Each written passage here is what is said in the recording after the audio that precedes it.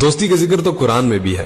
قرآن میں دوستی کا ذکر آج میں آپ کو بتاتا ہوں. اور آج کل کے جو نوجوان یہ جو دوستیاں لگاتے ہیں نا، کہتے ہیں کہ ہم ایک دوسرے کے لیے جان بھی دے سکتے ہیں دوستی میں، ہم تو خوش بھی کر سکتے ہیں، ہماری دوستی تو پہاڑ کی طرح مضبوط ہے. آج ان دوستوں کو میں یہ پیغام دینا چاہتا ہوں کہ آؤ قرآن تمہیں دوستی کے بارے میں کیا کہتا ہے. میں اس کے فائدے بھی بتاتا ہوں اور اس کے سائیڈ ایفیکٹ بھی بتاتا ہوں. سب سے پہلے سائیڈ ایفیکٹ قرآن میں جو آتا ہے، قرآن میں آتا ہے کہ قرآن کی آیت ہے یا ویلتا لیتنی لم اتخذ فلانا خلیلا، یعنی مرنے کے بعد ایک انسان یہ خواہش کرے گا، یہ آہ کرے گا، یہ پکار کرے گا کہ اے کاش کاش کہ فلاں کو میں اپنا دوست نہ بنا دوں. یہ پتہ ہے مرنے کے بعد یہ شخص یہ کیوں کہہ رہا ہوگا کہ فلاں کو میں اپنا دوست نہ بناتا؟ کیونکہ اس وقت وہ شخص جس عذاب کے اندر مبتلا ہوگا نا، وہ اپنے دوستوں کی وجہ سے مبتلا ہوگا.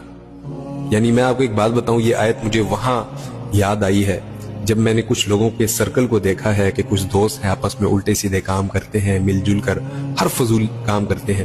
انہی میں سے جب ایک لڑکا فوت ہو جاتا ہے تو باقی جو لڑکے ہیں وہ تو دنیا میں رہ جاتے ہیں. تو میں اکثر سوچتا ہوں کہ شاید یہ جو رہ گئے یہ تو توبہ بھی کر لیں گے، لیکن یہ جو فوت ہو گیا ہے، کیا یہ اس وقت اپنی قبر میں یہ کہہ رہا ہوگا کہ اے کاش کاش کہ میں فلاں کو اپنا دوست نہ بناتا؟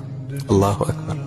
یہ صرف میں اپنی سوچ کی بات کر رہا ہوں، باقی اللہ غفور الرحیم ہے، غیب کے حال اللہ جانتا ہے. لیکن صرف قرآن کی آیت مجھے یاد آتی تھی کہ وہ جو دوست اپنے دوست کو پکار کر کہے گا، اپنے دوستوں کو ملامت کرے گا کہ کاش میں فلاں کو اپنا دوست نہ بناتا، تو بھی تو آخر ایسے ہی دوست ہوں گے نا. مجھے ایک شعر یاد آیا ہے کہ خود تو ڈوبے ہیں تمہیں بھی ساتھ لے ڈوبیں گے صنم.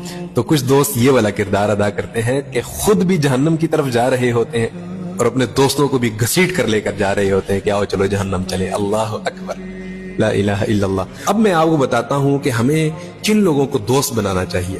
رسول اللہ صلی اللہ علیہ وسلم سے پوچھا گیا کہ یا رسول اللہ کس شخص کو ہمیں اپنا دوست بنانا چاہیے؟ تو رسول اللہ صلی اللہ علیہ وسلم نے 3 کوالٹیز بتائیں. نمبر 1، اس شخص کو اپنا دوست بناؤ جس کے ساتھ بیٹھ کر تمہارے علم میں اضافہ ہو. نمبر 2، وہ خود بھی بعمل ہو. اور نمبر 3، جس کے ساتھ بیٹھ کر تمہیں اللہ کی یاد آ جائے.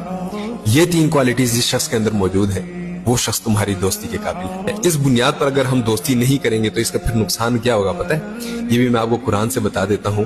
الاخلاء یومئذ بعضهم لبعض عدو الا المتقین. اللہ اکبر. اس میں آپ کو مفہوم بتا رہا ہوں اس آیت کا. جن کی دوستیاں اللہ اور اس کے رسول صلی اللہ علیہ وسلم کے رضا کے لیے تھی، وہ شخص اس دن بھی ملامت نہیں ہوگا، وہ شخص اس دن بھی کامیاب ہوگا. یعنی وہ دوست محشر میں بھی اس کے کام آئے گا.